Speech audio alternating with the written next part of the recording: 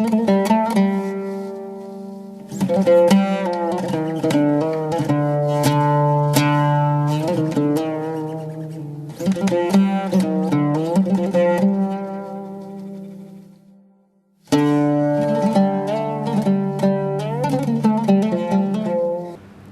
لله رب العالمين، والصلاة والسلام على خاتم الأنبياء والمرسلين سيدنا وحبيبنا محمد وعلى آله وأصحابه أجمعين. إيمان داران و خواناسانی بەڕێز، وشەیەک هەیە هەمومان خۆزگەی بۆ دەخوازین،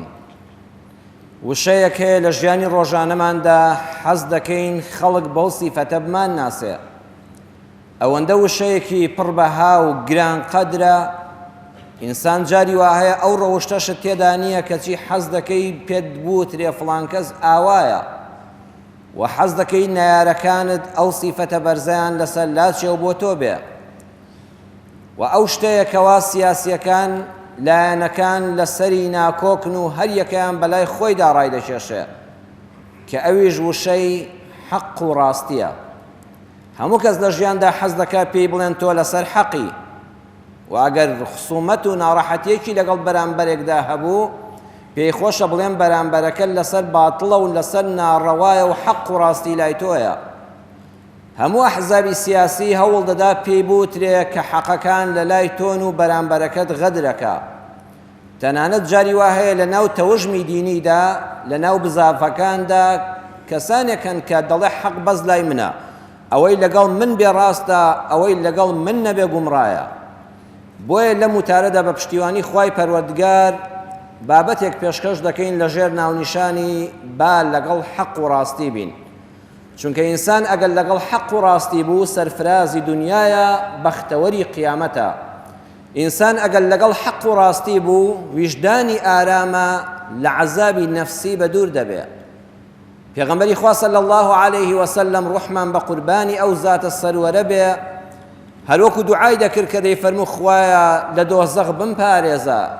خوایە بەهەشتم بەنسیب بکە لە دوعا پیرۆزەکانێتی کە بەردەوام خوێندوویەتی و فێری ئێمەی ئوممەتیشی دەکا کە بەدەستە جەمعی لە خوا بپاڕێنەوە هەموو ڕۆژێ و هەموو شەو دەیفەرموو اللهم أرنا الحق حقا وارزقنا اتباعه وأرنا الباطل باطلا وارزقنا اجتنابه. اللهم يعني يا الله، وشيء اللهم يا أكل يا نداء لا أول ولا براوة ميمك لآخرية وزياد كراوة، يعني أي خواي من يا الله ليد بارموا. رسول الله صلى الله عليه وسلم آوايد فرمو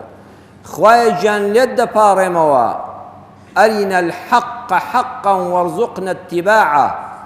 حق راستي من وەک خۆی نیشان دەی و ڕزقی شوێن کەوتنی حەقیشمان بەنسیب بکەیت. دوعاکە پێغەمبەر صلی الله عليه وسلم بە جەماعی دەیکرد، خوایە بۆ هەمومان، چونکە حەق و ڕاستی ئەبێ بەدەستە جەمعی دیفاعی لێ بکرێ. تەنها من لەسەر حەق بم، تۆ لەسەر حەق بی، هیچمان بەتەنها پێ ناکرێ. ڕاستە وەکو خۆت قازانج دەکەی، بەڵام بەرهەمی نابێ. حەق و ڕاستی کاتێک جێگە دەگرێت کە هەموو خەڵکەکە ڕوویان لە حەق بێ و خەڵک پشتی لە باتڵ بێ. جا ئینسانی وا هەیە حەق دەناسێ،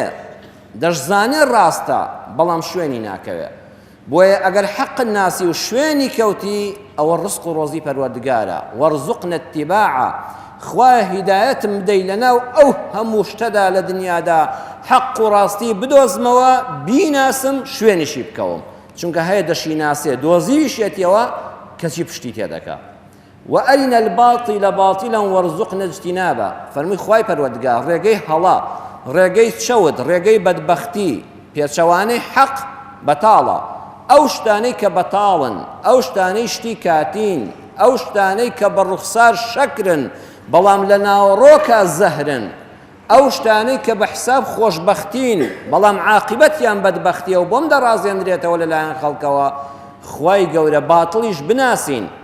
وەرزوقنە اجتنابە، نەک هەر بیناسین، خۆشمانی لێ بپارێزین. چونکە بەڕێزان زۆر کەس هەیە دەزانێت فڵان ڕێگایەت چەوتە، فڵان شتە خراپە، گوناهە، مەعسیەتە، کەچی هەر دەشیکە.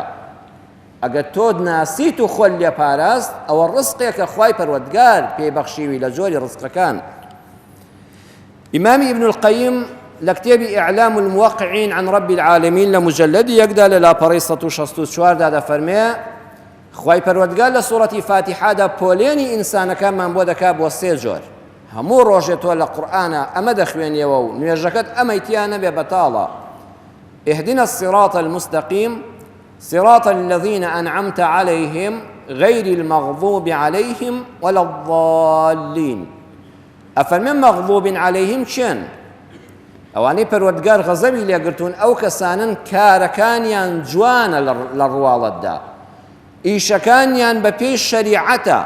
بەڵام نێتەکانیان بۆ خوا نییە یعنی ئینسانی وا هەیە هەموو کردار و قسەکانی موافقی شەرعن خێرەکانی چاکەکانی شەرع ئەمری پێکردووە بەڵام ئەو نێتەی ناودڵی بۆ خوا نییە بۆ ڕیایە بۆ خەڵەتاندنی خەڵکە مەسلحەتێکی دنیایی بەو ئیشەیەتی ئەڵێ بۆ نمونە من بەهۆی ئەم خوتبەیەمەوە بەهۆی ئەم قسەیەمەوە 10 ساڵی تر لە فڵان شت سوودمەند بم ئەوە گومڕا بوو ئەوە هەر خوا غەزەبی لێگرت چونکە ئەو هەموو کارە جوانەی وەکو قاپی هەنجوین دڵۆ پێژەهری کردە ناویەوە هەمووی زەهراوی کرد ضالین ئەو کەسانن کە سەر لێ شێواون ئەو کەسانن نێتیان خالیسەن بۆ خوایە بەڵام کردارەکانیان موافقی شەرع نییە يعني لديني خوا حاڵی نەبوون حتا بڵێ گەنجی وا هەیە دڵسۆزە بۆ ئەم دینی خوایە ئەوەی کە دەیکا بۆ ئەوەیەتی بەهەشتی خوای بەنسیب بێ بەڵام سوبحان الله سەی دەکەی لەوەدا لێی تێک چووە کارەکەی بە پێی شەرعی خوا نییە نێتەکەی بۆ خوایە بەڵام لە دینەکە حاڵی نەبووە ئەها زۆر جار بۆ نمونە لە دنیادا لە دنیای ئەمڕۆدا لە ڕێگای ڕێکخراوی تیرۆریستیەوە ئەو هەموو گەنجە دەخەڵەتێنرێ خۆ کاکەوانە زۆری بێدین نین وڵڵا هەیەنە 100% لەبەر خوا دەچێتە ناوەوە بە حسابی خۆی ئەوەندە تا مەزرۆی بەهەشتە ئەگە خۆی بتەقێنێتەوە نەجاتی دەبێ و لە مەینەتی دنیا دەڕوا بۆ باوەشی حور العین ئەمە نێتەکەی خالیس بوو بەڵام تێگەیشتنەکەی لە دین سەقەت بوو ئەوە سەری لێشێوە ئەو ڕێگایی کە دەڵی خوایە بمخە سەر ڕێگای ڕاست ئەوەیە نێتەکەت بۆ خوا بێ و پاشان بە پێی شەریعەتەکەی خوش بێ لە دینەکە جوان حاڵی بوو بی تێگەیشت بێ چونکە خۆشەویستانم ئەم وتارانە من زیاتر لەسەر ئەوە تەئکید دەکەمەوە میلەتی ئێمە الحەمدولله لە ڕیزی پێشەوەی میلەتە دیندارەکانی دنیاە بەڵام دەبێت زۆر وریابین دینی خوا وەکو خۆی حاڵی ببین و دینی خوا لە کەسێکەوە حاڵی نەبی کە لە مەدرسەیەکەوە دەیەوێت کارێکت پێ بکە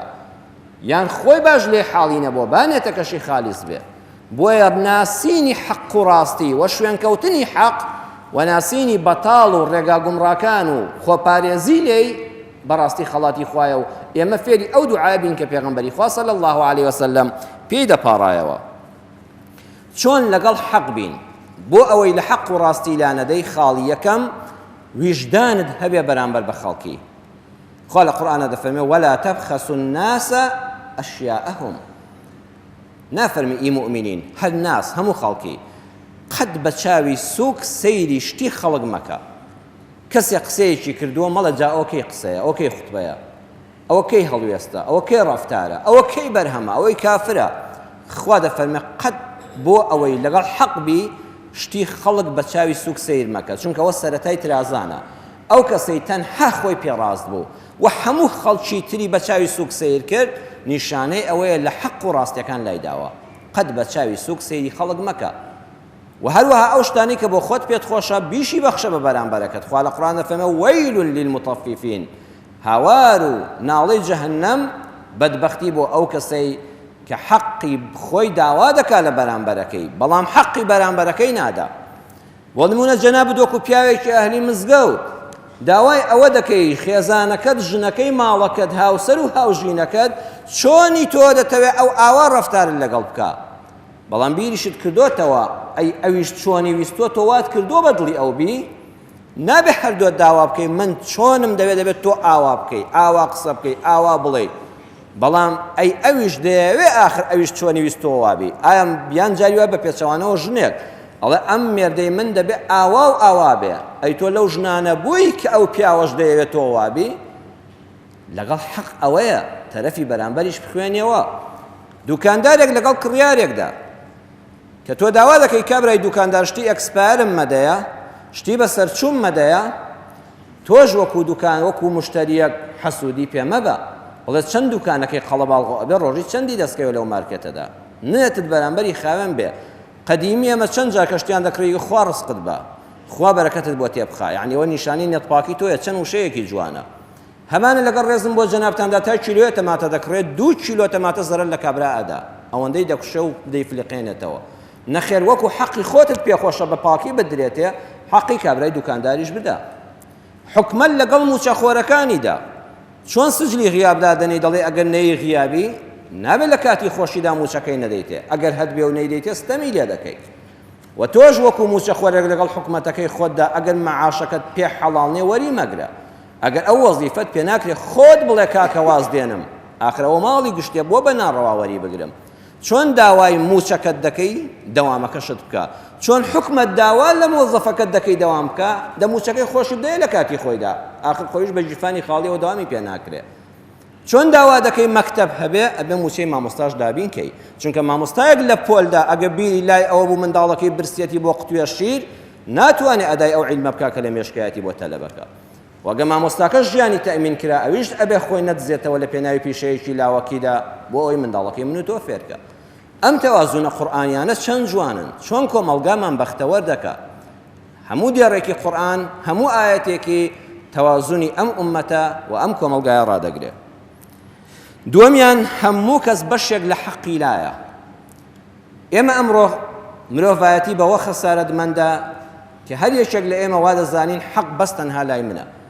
من وەکو مامۆستایەکی ئاینی وا بزانم ئەو خوتبانەی من دەیخوێنمەوە بەس ئەمانە ڕاستن ئیتر هیچ مەلایەکی کە نازانێ ئەوە بە هەڵە چوونە حیزبێک تەوژمێک فکرێک لایەنێک ڕەنگێک دەنگێک بڵێ ئەوەی لەگەڵ منە ئەوە هەمووی سەرفرازن ئەگە بە ناوی دینەوە بێ بڵێ ئەوەی لەگەڵ منە هەمویان بەهەشتین ئەو خەڵکەی تری هەمووی فاسق و فاجرە ئەگە حیزبێکی سیاسی دنیاییە بێ ئەڵێ ئەوەی لەگەڵ منە نیشتیمان پەروەرە و کورتپەروەرە ئەوەی تری هەمووی خاینە بەم نیشتیمانە ئەمە زۆر هەڵەیەکی گەورەیە نابرایانی عزیزم حەقی مطلق بەس لای ڕەب العالەمینە بەس ئەڵڵاه هەمووی حەقە لە خوار ئەڵڵاوە ئەوەی چۆ گرۆی بەشەرە و پێغەمبەرانی لێ دەرکە پەیامی حەق دەگەیەنن هەموو کەسێک حەقیشی لایە و بەشێک لە بەتاڵیشی پێیە مادام ئینسانی فریشتەنی بەشێک لە حەقت پێیە و معەڕەزیشی بە تووشی هەڵە ببی دواتر ڕۆژگار هەڵەکانت پێدەسەلمێنێ ئاک ئینسانی سیاسی وا هەیە دوای 40 ساڵ بیرەوەریەکانی دەنووسێتەوە دەڵێ وەڵڵاهی ئەبدوو ئەو ڕۆژە و هەڵوێستەمان نەنواندایە کەواتە بەشێک لە حەق لای تۆ هەیە بەشێک لە حەق لە بەرامبەرەکەی تریش هەیە بەخوا ئێمە بەم نیەتەوە بڕوانینە یەکتر زۆربەی کێشەکانی وڵاتی ئێمە حەل دەبن هەر زۆر بە ئاسانی ئەو هەموو گفتوگۆ و حیوار و نوێنە نشی ناوێ منیش بەشێک حەقم لایە تۆش بەشێک لایە ئەویش لایەتی دەوەرم بال لەسەر جەمی حەقەکاندا شتێکی جوان پێشکەش بۆ میلەتەکەین پێغەمبەری ئێمە صلی الله عليه وسلم 1400 و ئەوەندە ساڵ لەمەوە پێش بە کردار ئەمەی فێری خەڵک کرد کاتێ لە صلحی حودەیبیەدا وەکو لە صحیحی بوخاری بە ژمارە فەرموودەی 2580 هاتووە ئەفەرمێ لە صلحی حودەیبیەدا لەم مانگی نێو جەژنانەدا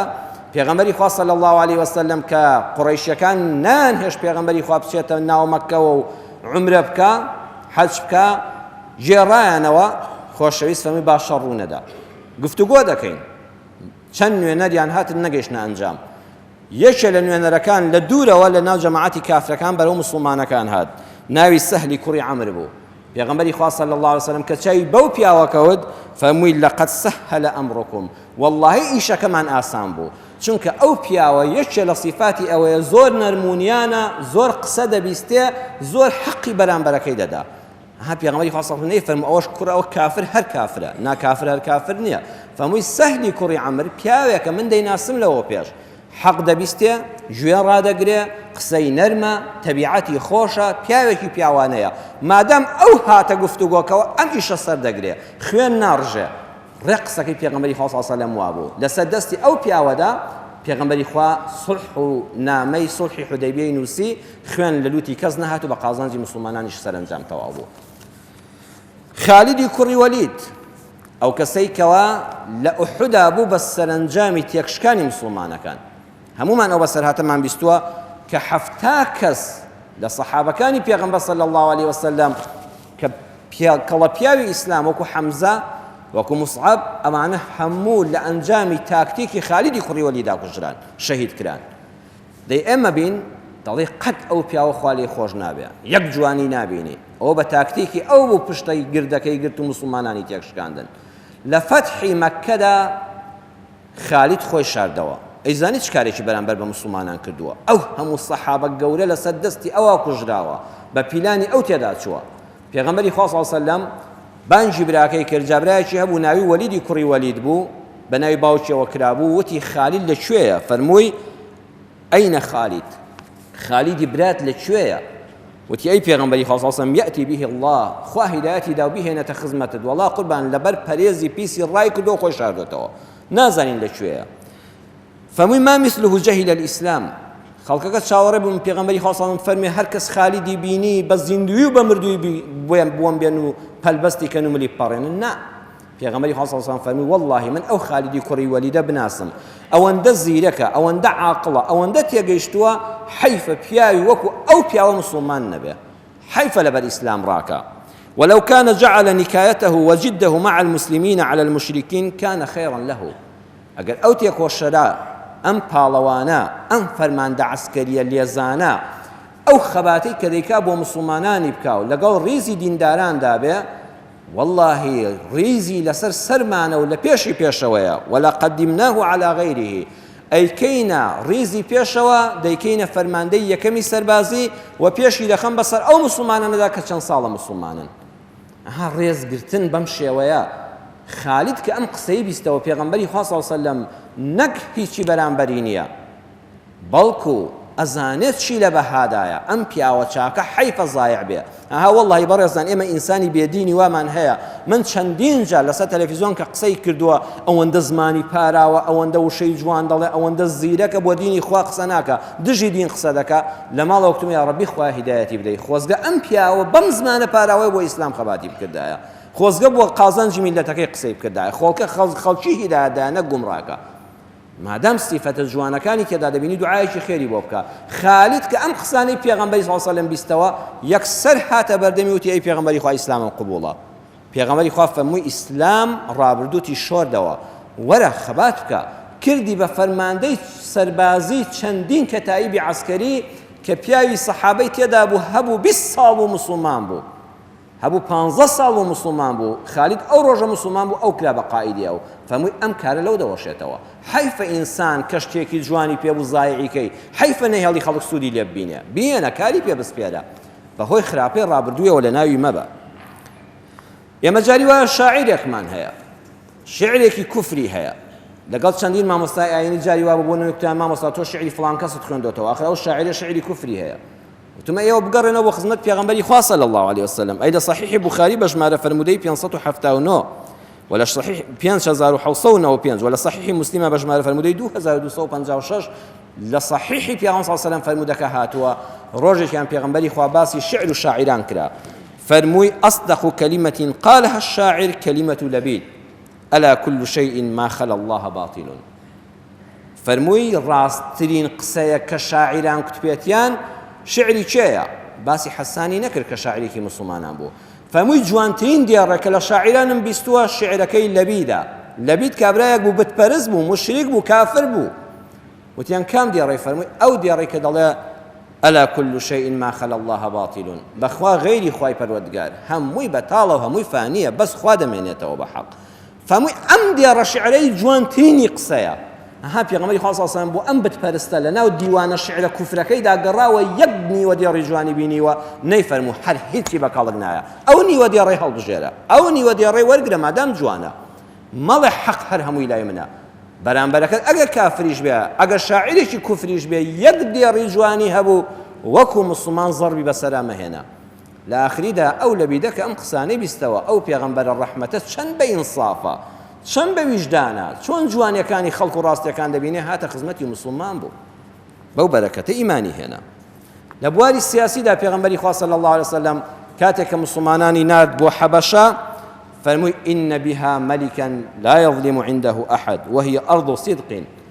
فەرمووی پاشایەکەیە لە حەبەشە لە ئەثیوبیا ئێستا فەرمووی هەرچەند سەلیبی لە ملدایە هەرچەند مەسیحیە مسلمان نییە بەڵام کەس لای ئەوستەمی لێ ناکرێ وڵاتەکەی وڵاتی دادپەروەریە ئەمە ئەم وشانت چیمان فێر دەکات چەند جوانە ئێستا تۆ ویژدانت هەبێ بڵێ وڵاتێکی وەکو بۆ نمونە نەمسا وەکو سوید وەکو نەرویج مافی مرۆڤی تیا جێبەجێ دەکرێت نابێ مسلمانێک لێت هەڵبێ کاکە خۆوانە مەسیحین ئەوانە کافرن ئەوانە جارێ مولحیدن نەخێر پێغەمبەری خوا صلی الله علیه و سلم فەرمووی جوانی لە هەر شوێنەکە هەبوو ئاماژەی پێ بکە فەرمووی ئەو پاشایە هەرچەند مەسیحیە مسلمان نییە بەڵام ستەم لە خەڵک ناکرێ دادپەروەری هەیە مافی مرۆڤ پارێزراوە ڕێزی ئینسان دەپارێزرێ ئەو خاکە خوا خۆشی دەوێ فەرمووی مەککە بەجێ بێڵە گەستەمی لێ دەکرێت بڕۆ بۆ شوێنێک ئەگە وڵاتی مەسیحیانە کە مافی مرۆڤی تیا پارێزراوە ئەم دێڕانە چەند نوێن بۆ ئەم سەردەما ئەمڕۆ سەردەمی دروشمەکانی مافی مرۆڤ و ئەوەیە دەی پێغەمبەری خوا صلی الله علیه و سلم ئەو زەمانە فەرمووی لە هەر شوێنێک مرۆڤ ئازاد بوو ستەمی لێ نەکرا خوا ئەو خاکەی خۆش دەوێت بڕۆ بۆ ژێر سێبەری ئەو دەسەڵاتدارە سەیری ئاینی مەکە سەیری ئاینی مەکە مسلمانە عەلەمی لا إله إلا الله عەلەمی سەلیبەت چییە لە هەر شوێنێک ڕێزی ئینسان گیرە ئازادی ئینسان هەبوو مرۆڤ ستەمی لێ نەکرا عەقیدەت ئازاد بوو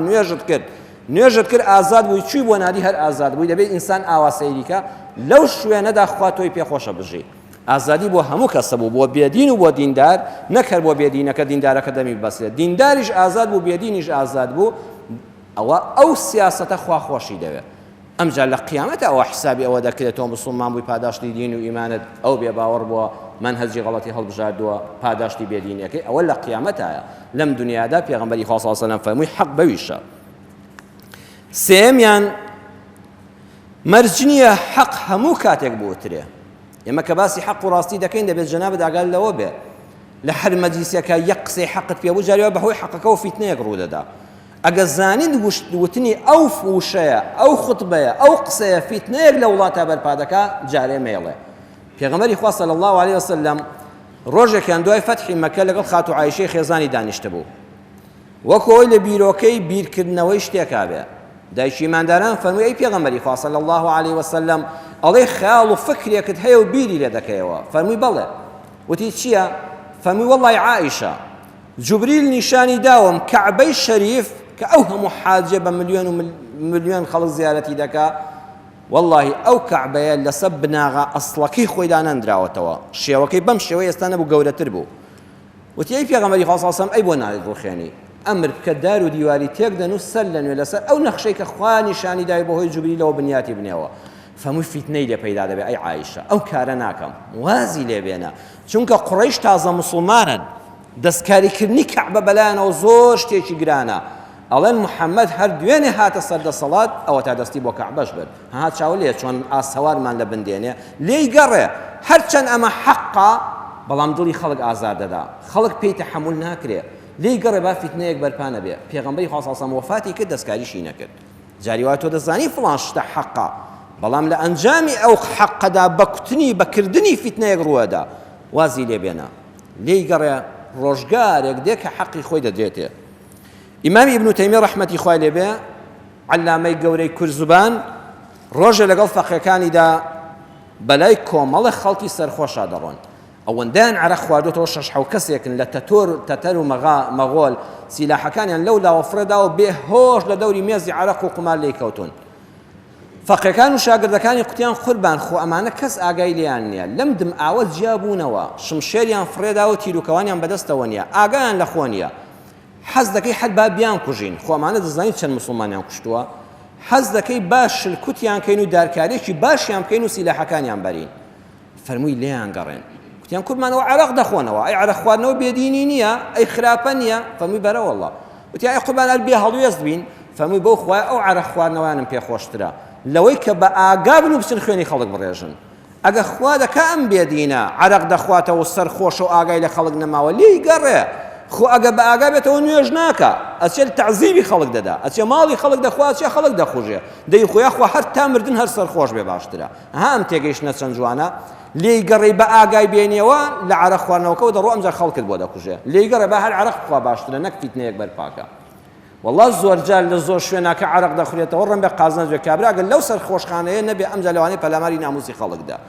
تۆ ئەگەر لەمە ڕزگارت کرد ئەبێ کارێکی چاکتری پێ بکەیت نەک لەم بەڵایە ڕزگارت کرد تووشی بەڵایەکی گەورەتریکەی خۆ ئەوە حەقە بەڵام دەبێت ئاوا تێ بگەیت مەولەوی شاعیری گەورەی کورزبانی خۆمان مامۆستا مەولەوی تاوەگۆزی زستان دەبێت لە مزگەوتێکە نوێژی نیوەڕۆ خەریکە دەچێت و بەرەو بانگی عەسر دەڕۆت بڵام ونە دەدەقەیەکی ماوە مامۆستا مەولەوی شاعیری گەورەی کورد بە پەلەیە هەر خێرا لەسەر حەوز و کانی مزگەوتەکە لە سلێمانی دەست نوێژ دەگرێت لەو کاتەدا باڵتۆکەی لەبەر دەکاتەوە زستانە زۆر سەختە سەرما و ڕەهێڵەیە کابرایەک پێی دەڵێ کاکە باڵتۆکەت دانێ باڵتۆکەت دانێەوە نوێژی پێوە نییە دەڵێ بۆ لەوە تا قوڕی پێوەیە قوڕی دەشتی پێوەیە دەی قوڕی دەشت لە ڕووی شەریعەتەوە بەڕێزم پاکە هیچ شکالێکی لەسەر نییە مامۆستا مەولەوی حەد دەست بەجێ بۆ سەرما پاڵتۆکەی دادنێ و فڕی دەدا و نوێژەکەی دەکات پیاوێکی لەگەڵ دەڵێ قوربان ئەو بۆ بە قسەت کرد وا هەموو لە شت دەلەرزێ لە سەرمانە بۆ باڵتۆکەت دانا بە قسەی ئەو کابرانە خوێندەوارە فەمووی کاکە خۆ ڕاستە قسەکەی ئەو ناحەق و ناشەرعیە بەڵام دەقەی ماوە بۆ بانگی عەسر هەتا مناقەشەم لەگەڵ دەکردو بۆم ڕوون دەکردەوە کاکە بەپێی شەرع قوڕی ڕێگاوبان لە زستانە پاکە و شەرعیە وەڵام من نوێژەکەم دەچوو نەوەڵا باڵتۆکەم فڕێدەم و ئەو مناقەشەی لەگەڵ نەکەم باشترە زۆر جار خۆ پاراستن لە مناقەشەیەک با حەقیش بە تۆ بێ بە قازانجت تەواو دەبێ شێخ محەممەد متەوەلی شەعراوی ڕەحمەتی خوای لێبێ کۆمەڵە گەنجی حەماسی لە میسر دەچنە خزمەتی ئەڵێن قوربان یەک فتوای تۆمان دەوێ یەک فتووە ئەڵێ لەبارەی چیەوە ئەڵێن قوربان دەڵێ چی ئێمە بە تێنتی و بە نارنجۆک و ڕوومانە ئەو شوێنانەی کە نادین و عەرەقیان لێ دەخورێتەوە لەگەڵ پەنا بەخوا ئەو شوێنانەی بەدڕەوشتیان تێدا دەکرێت و مەلها و شوێنی بەدڕەوشتین بە ئاشکرا بیناکەیان دیارە بۆ نەیم بیتەقێنینەوە ئەگەر تەنها جەنابەت بڵێ لە ڕووی شەرعەوە دروستە وەڵڵاهی ئەو میسڕیان لێ دەکەین بە ئاگر وان لێ دەکەین زەلام لە ماڵی خۆشیان نەوێرە عەرەق بخواتەوە یەک مەلها لەم شارەدا نایەڵین هەمووی دەتەقێنینەوە فەمووی باشە ئەو کاتەی من پرسیارێکتان لێ دەکەم ئەگەر تەقاندمانەوە نادیەکەمان تەقاندەوە مەلهایەکەمان بەسەرا تەقاندنەوە ئەو خەڵکەی تایەتی چی لێ دێ تیان وەڵا قوربان هەمووی دەمرن فەمووی کە مردن بەرەو کوێ دەڕۆن ڕۆکتیان گۆڕ بە گۆڕ دەبن هەمووی بەرەو جەهەنەم یەکتی دەیکاکە ئەو کاتە ئاواتی شەیطان دێتە جێ شەیطان ئەزانی چەند دڵخۆش دەبێت بۆ کارەی ئێوە ئەڵێ من ئاواتەکەم هاتە جێ ئەو هەموو خەڵکە ڕۆی بۆ جەهەنەم و ڕێگاکەی منیان هەڵبژار وتیان ئەی چی بکەین فەرمووی ئەوە ئازایەتی نییە خەڵک بنێری بۆ جەهەنەم ئەوە ئازایەتی ئێمە لەو مەلهایە و لەو عەرەقخانە خەڵک بە ئامۆژگاری دەربێنین بینێرین بۆ بەهەش شەیطان بەوە دەتەقێ ئازایەتی نییە بیتەقێنێ و بینێری بۆ جەهەنەم جەوە ئاواتی شەیطانە خواخواتی ڕۆژی هەزاران کەس بەرەو جەهەنەم بڕوا بە بێدینی و بە ئیمانی بڕوا لەسەر معسیەت بڕوا ئازایەتی ئەوەیە لە خراپە دەستی بگری بیهێنی بۆ چاکە بۆیە خۆشەویستان بەم شێوازە حەق بناسە بۆ حەق پێشێل دەکرێت یەکەمیان لەبەرەوەی حەق ڕاستیەکە ڕێکیەکە سەختی و ڕەقیەکی تێدایە پێویستی بە یاسا هەیە ئەها زۆر کەس هەیە برایانێک ئێستا لەم گەڕەکانە داوای ئەوە دەکەن دەڵێن مامۆستا لە زۆربەی گەڕەکە ماڵ هەیە ئاوی نییە کابرای تر ساری لەبەر دەرگا پێدەشوە ئەمە خۆ کابرا دەزانێت بە فیڕۆدانی ئاوی خواردنەوە چەند گرنگە لە وڵاتێکی وەکو فەڕەنسادا یەک دەبە ئاوی خواردنەوە بە 3500 دیناری خۆمان دەکەوێت یەک دەبە ئاوی خواردنەوە لە زۆر شوێنی ئەم دنیادا ئاوی خواردنەوە زۆر لە 90 گرانترە تۆ تانکی نەوتەکەت یەک تۆز بکرێتەوە مناڵەکانتی لەسەر دەکوژی ئەوە چۆن نەوتت بە فیڕۆداوە دەی ئەو بە نرخترە ئەمە ئەگە یاسانە بێ ئەمە دەزانێت حەقە بە فیڕۆدانی ئەو ئاوە ناحەقە بەڵام یاسا کە گرتی و غەرامەی کرد ماڵەکەی 10 ڕۆژ بێ ئاو کرد بزانە چۆن دەیهێنێتەوە ژێرباری حەقەوە وڵاتانی پێشکەوتوی دنیا بە زۆری بەو غەرامەکردنە لەگەڵ حەق و ڕاستیەکەدا هێزەکەی دیفاعی لێ دەکات هێزەکەیە کە لە حەق لاددا ئەتهێنێتەوە سەرخەت بۆیە خەڵک کە لە حەق لادەدا هی بێنیزامیە هی ئەوەیە سوڵتە دەسەڵاتێکی کاملی بەسەر ئەو شوێنەدا نییە مرۆڤیش خۆپەسەندە قازانجی خۆی پێش هەموو شتێ دەخات دووەمیان زۆر جار چەپڵەی ناحەق لێ دەدرێت چەپڵەی ناحەق بۆیە حەق دەشکێ ئێستا بۆ نمونە لە کاتی ئینتیخاباتدا هەر حیزبێک دەڵێ من وڵاتەکە وا لێ دەکەم و بەهار دێنێتە ئەژنۆ دەڵێ تۆ بڵێ ئەم قسانە ڕاست بن دەبێت هەموو کەس پارەکەی معاشەکەی بچێت بۆ ماڵە هەر پێویست ناکات بچی بۆ دایرە دەبێت هەموو کەس لە بودجێ ئەم نەوتەدا پارەی بچێتە گیرفانەوە ئەو خەڵکە دەبینی چۆن هوتاف دەچێشەوە هەر نەمان بینی و لەو کاتی ئینتیخاباتدا هەر یەکە بە یاری خۆی هەڵدەڵێ و چۆن عالەم چەپڵە لێدا ئەمە ئەو کەسانە بەرەو ناحەقی خەڵکان دەدەن نەخێر چەپڵە دەبێت لە وڵاتانی پێشکەوتوودا کەی لێ دەدرێت کە قردێلەی پرۆژەیەک پچڕێنرا ئەها زۆر جا بینیوتانە جەنابتان بەرپرسان و خەڵک و پیاماقوڵانی وەکو جەنابتان و گەنجان کە پرۆژەیەک دەکرێتەوە قردێلەیەکی سووریانە بەستۆ بەمە قەستێک دەی پچڕێن کە دەی پچڕێن چەپڵە لێدەن ئەزانی یعنی چی یعنی دەبێت چەپڵە لە وەختێکا لێ بدرێت کە بە چاوی خۆم پرۆژەیەک ببینم ئەینا هەر قسەم بۆ بکەی و منیش چەپڵەت بۆ لێدەم تۆش بغڕا دەکەم گلەی لە پەرلەمان مەکە کە هەڵوەشاو گلەی لە فڵان شوێن مەکە ئەوە ئێمەی میلەت بووین هیچمان نەبینی و هەر لە خۆ چەپڵەمان دەکوتا ئاخری بێنانیش دەبی بێ معاشیش دەبی خوا بکەم بێدینیش نەبی ئەبێ بزانی حەق چەپڵە لە وەختێکا لێ دەدرێت کە بە چاوی خۆت ڕاستیەکان بینی ئەینا بە قسە هەموو کەس زۆشتی چاکی پێیە بەڵام بە کردار شێ دەتوانێت خزمەتی میلەتەکە بکە من يريد الله به خيرا يفقهه في الدين. پیغمبر خدا صلی الله علیه و سلم فرمووی هر کس خوای گەورە ڕێزی لێ بنێ و خۆشی بێ و خێری بەنسیب بکات لە دینی خوا جوان تێدەگەیەنێ. وإنما أنا قاسم والله يعطي. فرمووی من تەنها دابەشکەرم و خوا بەخشەرە. سەیری ئەم فرموودەیەکە. پیغمبر خدا صلی الله علیه و سلم نەیفەرموو میلەتینە ئەوە منم بەهۆی منەوە نانتان دەست دەکەوێت. فەرمووی بەخشەر هەر ئەڵڵایە. من تەنها ئەوەندەم لەسەر ڕزق و ڕۆزیەکەدا بەش دەکەم بەسەرتاندا. من تەنها قاسمم. والله يعطي. خوا دەیبەخشێ. بۆیە ئاخر قسەم بە قسە جوانەکەی غاندی دێنم. پێشەوای ڕزگاری خوازان غاندی دەڵێ لەبەردەم هیچ سەرکردەیەکدا منشتیەوە و مەیپەرستە. ئەگەر خۆشت ویست لە حەدی خۆی زیاتر مەدح و ستایشی مەکە و دەری مەبڕە بۆ ئەوەی خۆت نەکەی بە کۆیلە و ئەویش نەکەی بە دیکتاتۆر. زۆربەی دیکتاتۆرانی دنیا بە چەپڵەی میلەت بە ستایشی ناڕەوا بە شعر و پیا هەڵدان بەخۆ بە قوربانکردن ئەوەندەیان کابرا لە ڕادەبردە دەر خۆیان کرد بە کۆیلە ئەویشیان کرد بە دیکتاتۆر. داواکارم لە خوای پەروەردگار لە حەق و ڕاستیەکان جوان تێمان بگەیەنێ. داوا دەکەین ئەی پەروەردگار اللهم أرنا الحق حقا وارزقنا اتباعه. یا ربی خوای حەق بناسین و شوێنی بکەوین وأرنا الباطل باطلا وارزقنا اجتنابه. داوا لێ دەکەم پەروەردگارە بەتاڵ و ناڕەوایی بناسین و خۆمانی لێ بپارێزین. یا ئەرحەم الراحمین هەر کەسێ دۆستی حەقە سەری خەی هەر کەسێ لەگەڵ بەتاڵدایە هیدایەتی بدەی. یا ربی خوایە هەر کەس نەخۆشە شیفای بدەی. خوایە ئەو کەسانی کە نەخۆشەکانیان بەرەو عەمەلیات بەرەو چارەنووسی نادیار دەڕۆن یا رب العالمین یا شافی یا الله شیفای بەخێریان بۆ بنێری. یا ربی خوا شیفای بەخێر بۆ نەخۆشەکانمان بنێری. ئەو کەسانی دڵبەخەمەن دڵخۆشیان کەی ئەو کەسانی گرفتی دەرونیان هەیە مشکیلەکانیان حەلکەی ئەو کەسانی لێ قەوماون ڕزگاریان کەی ئەو کەسانەی دیلن خوایە ئازادیان کەی ئەو کەسانی دەستکورت و نەدارن دەرگای ڕزق و ڕۆزی لەسەر ئەم میلەتەوە ئەوانیش بکەیەوە لەم قەیرانە ڕزگارمان کەی لە قەیرانی سیاسی و ئابووری خوای پەروەردگار دەرگای ڕەحمەتمان لێ بکەی و ڕزگارمان کەی ئیسلاحی حاڵمان بکەی ئەو ژن و مێردانی ناکۆکن خوایە ڕێک و پێچیان خەیەوە خانە و لانە لە هیچ کەسێک نەچێ یا رب العالمین. ئەو کەسانی منداڵیان نێ یا الله یا وەهاب بە ڕەحمەتی خۆت منداڵی ساڵحیان پێ عەتاکە و پێ ببەخشی. ئەو کەسانی منداڵیان هەیە ئەولادەکانمان ساڵح بن هەر کەسێ ئەولادی ناساڵحە سالار و سەنگینی کەی بۆی هیدایەتی بدەی تووشی ڕەفیقی باشی کەی. یا ربی خوای خوێندکارەکانمان لە قۆناغی دوانزەی ئامادەییدا لە خولی دووەماوە لە زانکۆکاندا